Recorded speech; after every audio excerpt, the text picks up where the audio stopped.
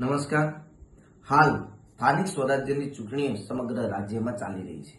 ત્યારે ગીર સોમનાથના કોડીનાર તાલુકાના વેલણ જિલ્લા પંચાયત સીટ ઉપર રાજ્યના શિક્ષણ મંત્રી ડોક્ટર પ્રદ્યુમન વાજા દ્વારા તમામ હદો વટાવી દીધી છે. હું એટલા માટે કહું છું કે હદો વટાવી દીધી કે આજે ડોક્ટર પ્રદ્યુમન વાજા દ્વારા ત્યાંના નાના નાના બાળકો અને સ્કૂલના વિદ્યાર્થીઓને ભારતીય જનતા પાર્ટીના પ્રચાર અર્થે ઉપયોગ કરવાનું કામ થયું છે.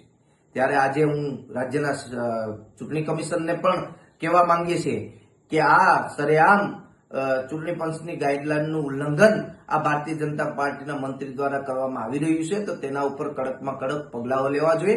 અને કોડીનારના ભારતીય જનતા પાર્ટીના આગેવાનોને પણ પૂછવા માંગીએ છીએ કે શું તમારી પાસે હવે પ્રચાર કરવા માટે કાર્યકર્તાઓ રહ્યા નથી કે તમારે આ માસૂમ બાળકોનું શિક્ષણ કાર્ય બગાડી અને તેને પ્રચાર અર્થે બહાર કાઢવામાં આવે છે.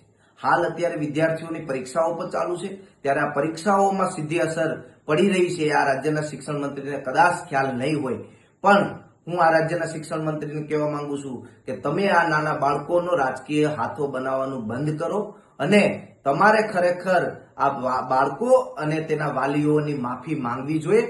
જો નહીં માંગો કે ચૂંટણી પંચ આમાં કોઈ પ્રકારના પગલા નહીં લે તો આવનારા દિવસોમાં સમગ્ર ગુજરાતમાં શિક્ષણ મંત્રીનો વિરોધ એનએસયુઆઈ દ્વારા કરવામાં આવશે.